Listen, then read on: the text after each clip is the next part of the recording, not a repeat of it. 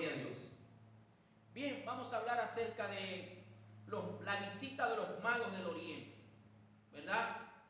En el capítulo 2 de Mateo, tenemos entonces ahora la parte de lo que es los evangelios de la infancia de Jesús. Se le llama Evangelio de la infancia de Jesús a la narración de Mateo capítulo 1 y capítulo 2 y Lucas capítulo 1 y capítulo 2. Es muy poca la información que tenemos tocante al nacimiento del Señor. De hecho, tan poca que hay mucha especulación en lo que fue su periodo de la niñez hasta los 12 años que aparece en el templo y posterior de esa edad hasta los 30 años que inicia su ministerio. En este pasaje dice que cuando Jesús nació en Belén de Judea, en días del rey Herodes, vinieron del oriente a Jerusalén unos magos. ¿Quiénes eran estos magos? ¿Dónde llegan? Bueno, vienen del oriente y llegan a Jerusalén. Ahora, el término magos es usado en dos sentidos en la Escritura. En un sentido positivo y en otro en un sentido negativo. El sentido negativo se utiliza para referirse a aquellos que ejercen la magia, aquellos magos, o aquel término mago negativo se refiere al ejercicio de la magia, que es comúnmente como entendemos el término en nuestro contexto sobre hechicería, magia y todo esto que tiene que ver con la magia. Pero en el sentido positivo, el término mago, que es el que utiliza Mateo, se utiliza y su significado es sabios o dedicados al estudio de la ciencia, la medicina y las ciencias naturales. Es decir, que estos magos que están llegando a Jerusalén y que vienen guiados por la estrella, pues no son practicantes de la hechicería, ni de la magia, ni la necromancia, ni de ninguna rama que tenga que ver con prácticas ocultistas o con magia, como algunos shows que se presentan donde hay hombres que desaparecen y aparecen cosas y sacan cosas de un sombrero. No tiene nada que ver con eso, sino que estos hombres que están aquí son los científicos de aquella época, los médicos, los que se especializaban en las ciencias naturales. Ahora, ¿por qué llegan ellos a Jerusalén? Bueno, algunas de las razones posibles por las que ellos llegan allí es porque en Jerusalén se encontraba el templo. Y ese era el centro religioso de la nación y era el lugar desde donde había gobernado el gran rey David, y desde allí era donde se anunciaría que reinaría, se sentaría uno en el trono de David, que reinaría para siempre, que no es otro que nuestro amado Salvador Jesucristo. Ahora, hay algunas cosas o especulaciones que han salido de esta historia y de toda esta creación que se ha hecho fantasiosa del pesebre, de la celebración de la Navidad. Algunas preguntas que sería bueno que nos respondiéramos en esta mañana es: ¿cuántos magos aparecieron? ¿Cuántos magos fueron los que llegaron a Jerusalén? Bueno, la tradición religiosa habla de tres, incluso los llama por su nombre: Melchor, Gaspar, no sé quién. No hay ninguna información en la Biblia de esos nombres que se inventaron, como tampoco podemos asegurar cuántos eran. Lo que sí sabemos es que era más de uno. Ahora, posiblemente ellos, la deducción que se ha hecho de que eran tres magos que habían venido es porque cuando llegaron a la casa donde el Señor estaba, donde Jesús había nacido, donde estaba con María y con José, dice que le ofrecieron obsequios: oro, incienso y mirra. Quizás por eso se ha llegado a decir que eran tres, pero no sabemos. Lo que sí sabemos es que era más de uno, porque trajeron los presentes que traían y por el nombre magos, que es plural, es decir, que era más de uno. Ahora, ¿de dónde venían? También es una pregunta importante para responder. Ellos venían del oriente. El texto dice que ellos vinieron de qué parte del Oriente, porque el Oriente es muy grande, hay muchas naciones, hay un territorio muy grande. Lo que sí sabemos es que en un sentido general dice la Escritura que ellos venían del Oriente, es decir, que ellos venían de lo que eran los países de Persia, posiblemente venían de Babilonia, de los caldeos, posiblemente venían de Turquía, de diferentes lugares. Ahora, esta gente, ¿cómo se entera? ¿Cómo es que ellos se enteran de este Mesías? No solamente de que el Mesías nacería, sino de la señal que ellos vieron, la estrella. ¿Qué hace que cuando ellos ven la estrella reconocen que es la estrella que iba a aparecer cuando naciera el Mesías? Y esto fue algo que me estuve preguntando en estas 2 últimas semanas, porque ¿qué hizo que unos hombres viajaran de tan lejos, verdad? Con unos dioses distintos, con unas creencias distintas, con una cultura distinta, pero ahora aparecen en Jerusalén y dicen: hemos visto la estrella, ha nacido el rey y queremos saber dónde está, porque hemos venido a adorarle. Alabado sea el nombre del Señor para siempre. ¿Cuántos pueden alabar a Dios en esta mañana? Den ese aplauso al Señor. Ellos venían del Oriente. Ahora, hermano, no sabemos precisamente de dónde, pero sí debemos recordar que la nación de Israel vivió bajo diferentes imperios. Estuvo bajo el imperio asirio, estuvo bajo el imperio babilónico, estuvo bajo el imperio persa y medo-persa. Es decir, que el pueblo de Israel en alguna medida tuvo mucho contacto con todas estas naciones paganas. Recordemos además que Israel no solamente estuvo bajo el control de algunos de estos imperios, sino que también fue cautivo. ¿Se acuerdan cuando la cautividad de Babilonia?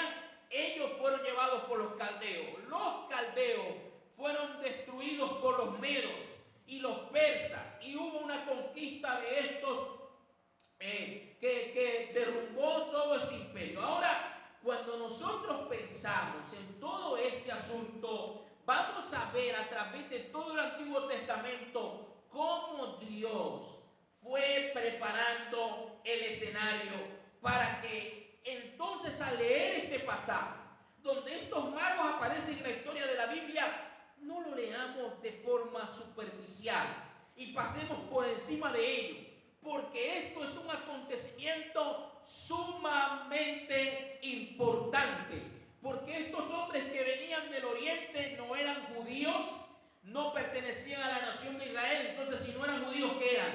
Gentiles. Si eran gentiles, entonces no eran de la nación de Israel. Pero el Espíritu Santo inspira al escritor, al evangelista Mateo, e introduce esta narrativa. Curiosamente, Lucas, que escribe para los gentiles, nos habla de pastores judíos. Pero Mateo, que escribe para la nación de Israel, nos habla de magos, de unos gentiles que vinieron donde estaba el Señor. Y esto me impacta, porque esto habla de la grandeza de Dios y de la soberanía de Dios. Dios obra de forma que nosotros a veces no entendemos. Dios se mueve de manera que a veces no lo comprendemos. Yo no hubiera colocado magos, yo hubiera colocado sacerdotes, yo hubiera colocado líderes que conocían la ley, que conocían la palabra. Pero ¿por qué Dios permite? Bueno, porque cuando el Señor aparece, la nación no estaba preparada para su llegada. Y eso es importante, porque a veces podemos pensar que estamos listos o que estamos aptos, y a veces no estamos en la capacidad suficiente para toda la manifestación de Dios. Y aquí encontramos estos hombres. Entonces, recordando un poco que Israel fue llevada cautiva por los babilonios a Caldea, y el imperio babilónico fue conquistado por los medo-persas, cuya capital era Babilonia. Y en ese periodo de exilio tenemos lo que fue el ejercicio profético en el exilio con Habacuc, Jeremías, el profeta Ageo, Abdías, Jonás, Joel, Ezequiel y Daniel. Este último, Daniel, es uno de los hombres que más influencia tuvo en el imperio babilónico. Daniel capítulo 3 versículo 28 y 29, mire lo que dice. Entonces Nabucodonosor dijo: bendito sea el Dios de Sadrach, Mesach y Abednego, que ha enviado a su ángel y ha librado a sus siervos que confiando en él desobedecieron la orden del rey y entregaron sus cuerpos antes de servir y adorar a ningún otro Dios excepto a su Dios. Por tanto proclamo que un decreto de que todo pueblo, nación o lengua que diga blasfemia contra el Dios de Sadrach, Mesach y Abednego sea descuartizado y su casa reducida a escombros, ya que no hay otro Dios que pueda librar de esta manera. Aleluya. Usted puede ver el impacto, la influencia de estos tres muchachos, cómo Dios empezó a extender su mensaje, cómo el ejercicio profético. A veces creemos que es que los profetas estaban solamente hablando de Israel. No, algunos de ellos le hablaron a Egipto. En Isaías hay profecías para Egipto. Otros le hablaron a otras naciones alrededor de la nación de Israel. Pero a veces creemos muy mal, y a veces por la poca formación de la iglesia, y parte mucho de esto es la falta de estudio sistematizado de la palabra de Dios, y a veces tenemos concepciones de que los profetas que estaban allí solamente ellos no tenían ninguna responsabilidad de hablarle a otros, pero hubo cautividad, hubo imperio, estaban bajo influencia de otros reyes, de otras culturas, de otros dioses, y todo eso Dios lo permitió para que el Dios de Israel fuera conocido. Cuando Israel sale de Egipto, ¿qué decían las naciones paganas? Ellos son el pueblo de ellos, el Dios de ellos es el Dios del otro lado del río, que hizo doblegar a Faraón, que hizo doblegar a los ejércitos enemigos, y la gente tenía gran temor. En el momento cuando cae el imperio babilónico y tenemos ahora el gobierno de Ciro y de Darío, ¿verdad? Darío el Medo y Ciro el Persa, en Daniel capítulo 6, versos 25 y 28, mire lo que dice. Entonces el rey Darío escribió a todos los pueblos, naciones y lenguas, a todos los pueblos, naciones y lenguas que habitaban en toda la tierra, que abunde su paz.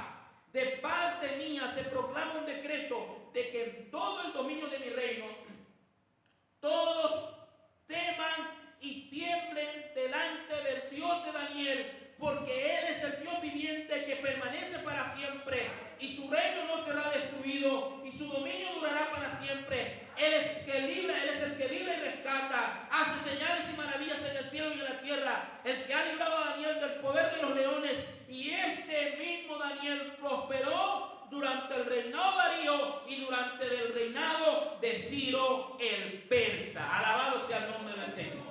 Entonces, estas citas son una evidencia de que las naciones donde posiblemente venían estos misteriosos magos fueron influenciadas por el ejercicio profético de la nación de Israel, y también incluía ese ejercicio profético que los que se interesaron por la profecía hebrea tuvieron que enterarse de todo lo que era la llegada de un Mesías que cambiaría el mundo, que transformaría las naciones. A su nombre sea la gloria para siempre. El erudito Alfred Ellis afirma que la presencia en estas tierras de la diáspora judía es importante, porque a través de ellas pudieron haber obtenido conocimiento de la gran esperanza de Israel, que era suficientemente atestiguada por la historia judía. Es decir, que todo esto que Dios permitió, aunque mucho de eso fue causa del pecado,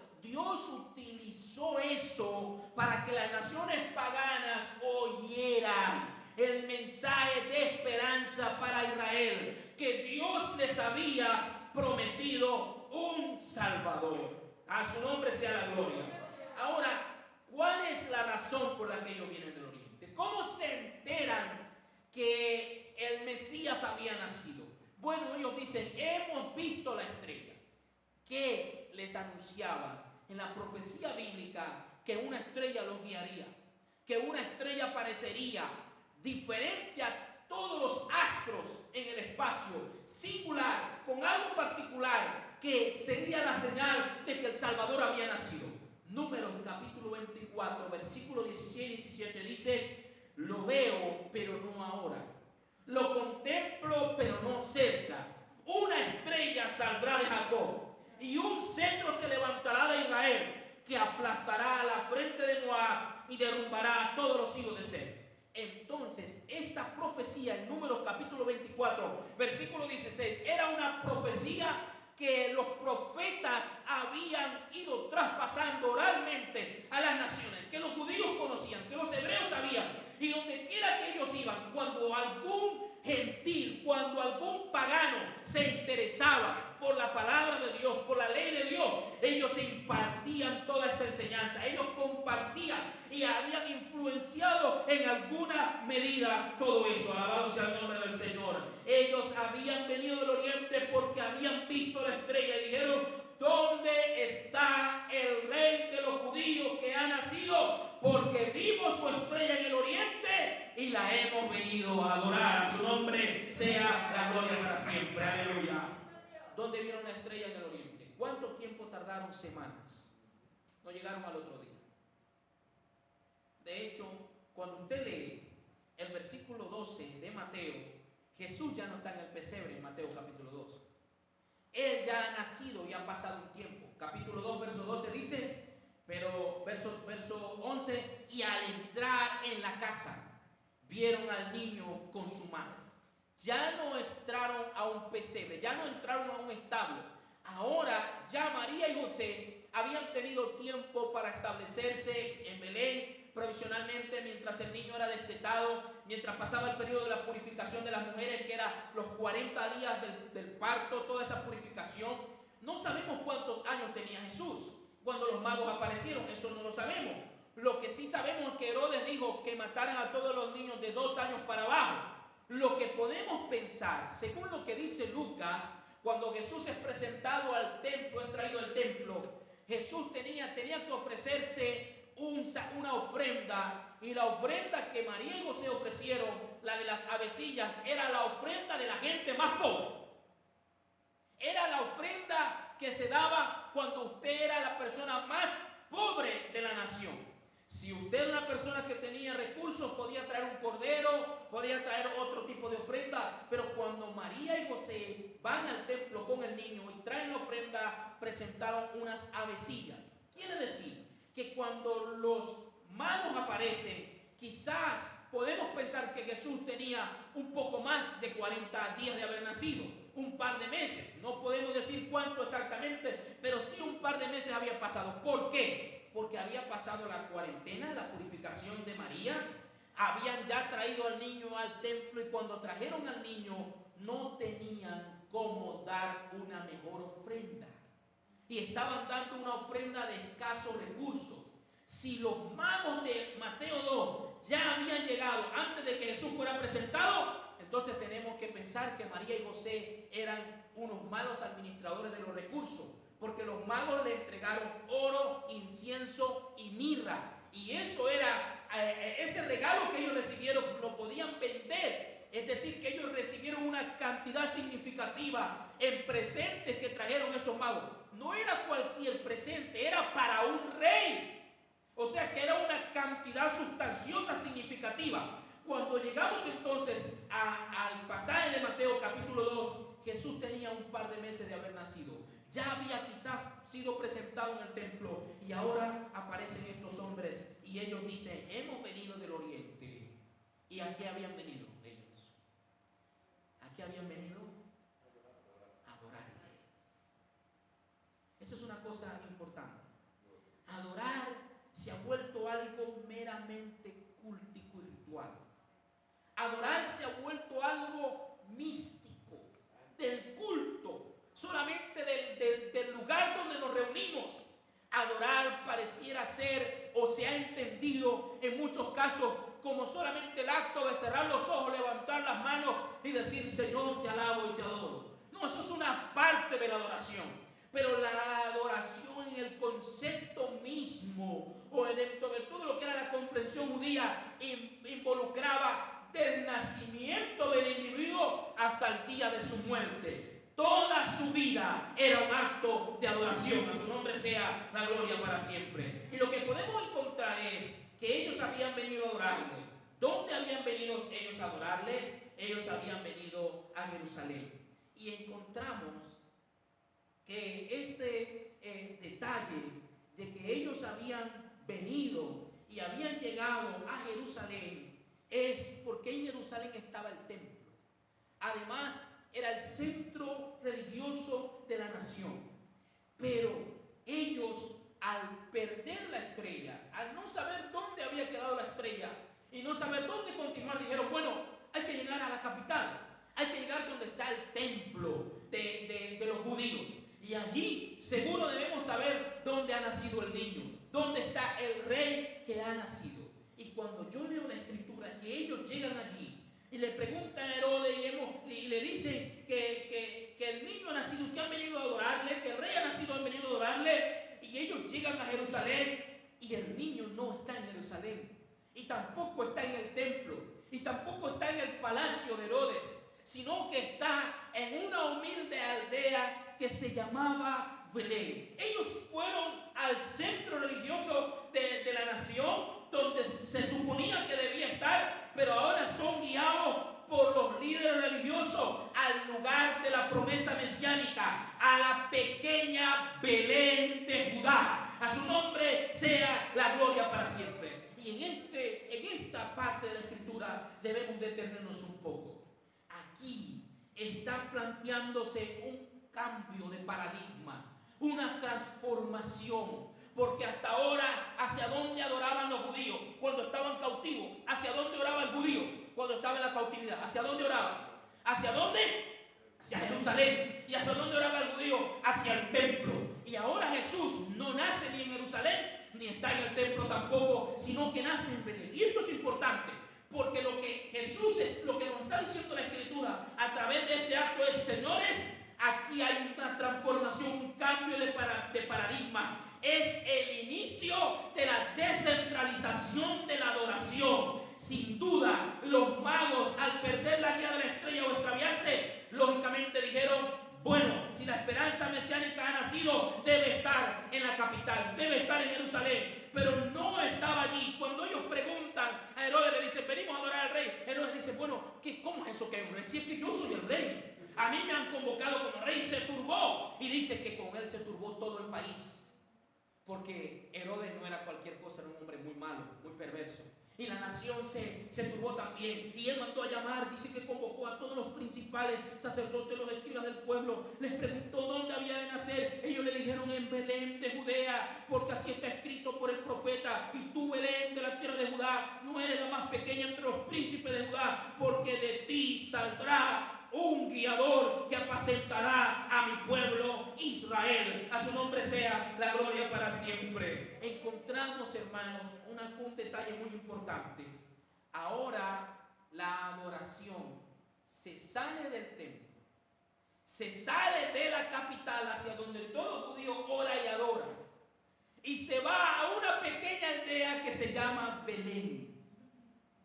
El profeta Miqueas dice que era tan pequeña, es decir, que era menospreciable. Ni siquiera en aquella época Belén aparecía en el mapa de la provincia, del lugar de Judea. Ni siquiera la tomaban en cuenta porque era muy pequeña. Hoy por hoy, Belén tampoco es que sea gran cosa, un lugar tan grande. Puede tener quizás alrededor de unos 20,000 habitantes. Es decir, que el Dios del universo, el dueño del cosmos, el creador de todo, decide nacer en el lugar que cualquiera de nosotros no hubiera elegido si hubiéramos tenido el compás para dirigir cómo se iba a efectuar el nacimiento del Salvador del mundo. Y aquí hay un principio importante, hermano, y es que Dios se conecta con todo lo humilde, que Dios es el Dios de los necesitados, de los pobres, de los despreciados, de los minusválidos, de los que no son tomados en cuenta. Él es el Dios de ellos. A su nombre sea la gloria para siempre. La verdadera adoración ahora iba a ser enseñada y iba a ser replanteada por nuestro amado Salvador Jesucristo. desde el principio de su nacimiento. Es que es muy fácil ser evangélico de la puerta de esa iglesia para adentro. La dificultad está de la puerta para afuera. En nuestras relaciones con los demás, en la forma como nos comportamos, cómo nos vestimos, cómo andamos, en cómo nos relacionamos con nuestros semejantes en el trabajo. Allí está la dificultad, allí está el problema más grande. Y Jesús, dándole fuerza a este evento que está acá, podemos decir que Él nos habla de la trascendencia correcta de una adoración verdadera. Cuando en Juan capítulo 4 se encuentra con la samaritana y está en el pozo, ¿recuerdan aquel versículo que todos decimos y decimos, la hora viene y la hora es, le dijo Jesús, y ahora es, la hora viene y ahora es, dice Jesús, cuando los verdaderos adoradores adorarán al Padre en espíritu y en verdad, porque ciertamente a los tales el Padre busca que le adoren. ¿Por qué Jesús le dice eso a la samaritana? ¿Cuál es la razón? ¿Qué es lo que antecede esa declaración? Ella dijo, ustedes adoran lo que no saben, ustedes adoran donde no es. Aquí es donde se debe adorar, en Samaria. Nosotros somos los que tenemos el verdadero conocimiento, la verdadera palabra. Somos nosotros el verdadero pueblo de Dios, los samaritanos. Y los judíos que decían, no, nosotros somos el verdadero pueblo de Dios. Y Jesús le dice, ustedes adoran lo que no saben. Nosotros adoramos lo que sabemos. Y dice, y la hora viene, y la hora es, y ahora es. Dice, la hora viene y ahora es. No dice la hora es. Dice, la hora viene y ahora es. Cuando los verdaderos adoradores adorarán al Padre en espíritu y en verdad, porque ciertamente a los tales el Padre busca que le adoren. ¿Cuál es adoración en espíritu y en verdad? Es una que envuelve toda tu vida. Es una que envuelve desde cuando te levantas de la cama y vas a hacer el desayuno. Eso es un acto de adoración. Lo haces con alegría. Adoras a Dios a través de tu servicio en el trabajo. Adoras a Dios a través de las palabras que expresas, a través de lo que sientes, a través de cómo te sientes, adoras a Dios. Cuando uno entiende esa concepción de adorar a Dios, que no es solamente venir aquí, entrar por esa puerta y cantar aleluya, no, eso es una parte de ella. Pero ¿cuántas veces usted ha entrado por las puertas de la iglesia emproblemado y no puede cantar y no puede alabar? Y el que está aquí le dice, alabe a Dios porque hay opresión. No ha podido prepararse desde casa, desde el trabajo. Viene con una situación desde allá, que no ha adorado a Dios en medio de esa situación. No ha honrado a Dios, no ha glorificado a Dios a través de su actitud, de su comportamiento, de su forma de vestir, de todo en general. No es una parte de ella y una sí y otra no. Es el todo. ¿Cuántas veces se reunían los judíos los sábados? En el templo traían. Era el día que se reunían, y en la sinagoga no era todos los días, era solamente los sábados. ¿Por qué? ¿Por qué solamente todos los sábados? Bueno, todo el resto de la semana ellos adoraban a Dios con su vida, con su conducta, con sus palabras, con su forma de ser, con su forma de vestir en los negocios. Y Jesús está diciendo, llegó la hora, y la hora es cuando adorarán al Padre, no en este lugar. No se trata de un sitio, no se trata de un lugar. No, adorarán al Padre en espíritu y en verdad, porque tales adoradores el Padre busca que le adoren. Muchas veces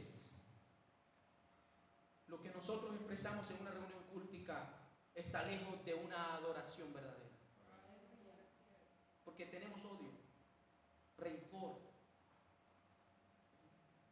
encontramos dificultad de vivir la palabra de Dios en nuestra forma de vestir, en nuestra forma de comunicarnos, en nuestra forma de tratarnos unos con otros. Y llegamos aquí, levantamos las manos, pero no fluye, no hay. Cuando la iglesia adora desde casa, desde el momento que usted se levanta por la mañana y toma el autobús y va manejando en el carro, y usted sabe que usted es un adorador, que no debe estar violando las señales de tránsito, y usted sabe que usted es un adorador, que cuando usted se somete a las autoridades establecidas por Dios. Eso es un acto de adoración. Que cuando usted hace su trabajo, aunque su jefe no lo ve, eso es un acto de adoración. Que cuando usted está en armonía en la familia, eso es un acto de adoración también. Cuando llega el domingo por la mañana o el martes o el jueves, usted entra por esa puerta y ahora usted solamente va a articular palabras. Te adoro, pero ya usted lo ha adorado con su vida durante toda la semana. Y eso hace que el culto se prenda en fuego, en presencia de Dios. A su nombre sea la gloria para siempre. La vida de aquellos que somos tocados por la verdad de la palabra de Dios se caracteriza por una forma de vida llena de regocijo, con mucha alegría, dirigiéndonos al clima del culto, donde podemos literalmente postrarnos y adorarnos. Ellos venían desde el oriente, pero ellos ya venían con un presente. Eso es un acto de adoración, se prepararon. Cuando ellos llegaron allí y se postraron, eso fue el clímax de la adoración. Eso ya es la parte, ya en la cima de la adoración. Cuando usted llega al templo y canta junto con los hermanos y oye la palabra y se goza y alaba a Dios a través de la palabra, ya es el clímax de adorar a Dios. Pero usted ha venido adorándolo todos los días y toda la semana. A su nombre sea la gloria para siempre. Ahora, ese es el problema que enfrentamos en las iglesias, que los domingos, los martes, los jueves queremos fabricar la adoración. Queremos que la gente cuando entra por allí se vuelva un adorador, pero no lo es afuera. No lo es afuera. Entonces eso requiere de que pongamos energía y sí, y diga, y haga. No necesitamos fabricar nada de esas experiencias. La ausencia de la predicación expositiva y sistemática de la palabra de Dios, regada de oración suficiente y una vida consagrada al Señor, es el resultado de una iglesia pobre en la adoración. Somos pobres en la adoración porque somos pobres en la relación con nuestros semejantes. Somos pobres en nuestra relación porque somos pobres en la forma como nos conducimos afuera, cómo nos vestimos y cómo nos comportamos afuera. Por eso somos pobres en el culto, porque somos pobres desde la casa. Si podemos llevarnos esta mañana, si solamente de este mensaje usted se llevara esta parte y se volviera un adorador en todo lo que usted hace. Cuando Dios hizo al hombre, lo puso en el huerto del Edén. La gente cree que el trabajo vino después del pecado, hermano mío. No, Él lo puso en el huerto y le dijo que lo labrara. Entonces la gente tiene la idea que el trabajo es un castigo, que es algo malo. No, es parte de la creación de Dios. Eso que usted hace, esa responsabilidad que usted tiene en su trabajo, en su empresa, en su casa, como madre de familia, como hijo, como esposo, como esposa, como abuela, como sea, eso que usted tiene es un acto que adora a Dios. Hágalo de la mejor manera, de tal forma que glorifique a Dios. Martín Lutero, al hablarnos de la importancia del nacimiento del Señor, dice que las escrituras son el pesebre donde yace Jesús. Igual que una madre va a la cuna para encontrar a su bebé, el cristiano acude a la Biblia para encontrar a Jesús. No inspecciones la cuna y te olvides de adorar al niño. No puede haber tal cosa como un encuentro con el Señor que no resulte en una preparación y reacción de conciencia de Dios que nos lleve a adorar al Señor. Cuando los discípulos ven al Señor hacer el milagro allá de la multitud de los peces, cuando en la pesca milagrosa, dice la Escritura que cuando ellos vieron ese milagro, dijeron: entonces los que estaban en la barca lo adoraron diciendo: en verdad eres el Hijo de Dios. Que no esperemos ver la maravilla de Dios para glorificarlo. Que no esperemos ver la manifestación de Dios para entender que el Dios que nosotros servimos es el Dios Todopoderoso. Hermanos, como les he dicho, no sé si Jesús nació en diciembre. No hay forma de probarlo tampoco. Lo que sí sabemos es que Jesús nació. Por lo tanto, si vamos a celebrar su nacimiento, que cada acto y preparación durante esta temporada nos guíe a la adoración y saber que celebrar a Jesús es celebrar la encarnación del Hijo de Dios, orientados en la verdad de su nacimiento como la etapa de su encarnación, o conocida teológicamente como el periodo de su humillación. Su nacimiento en ningún momento debe ser entendido como el inicio o creación del Hijo de Dios, sino como su encarnación e inicio y periodo de su humillación. Cuando pensamos en celebrar el nacimiento de Jesús o la Navidad, que significa nacimiento, es el gran hecho de la manifestación de Cristo. No nada que rodea aquel nacimiento, sino el gran hecho de que Jesús nació. Las cosas externas que pueden estar alrededor de Él tienen que perder toda importancia por nosotros, para que podamos entonces concentrarnos en lo valioso y lo glorioso, el regalo más grande que Dios nos ha dado, que es su Hijo Jesucristo, que vino a morir por nosotros en la cruz del Calvario. Esa es la celebración de la Navidad. Jesucristo nació y yo glorifico a Dios por haber enviado a su Hijo Jesucristo. Les aplauso al Señor. Gloria a Dios.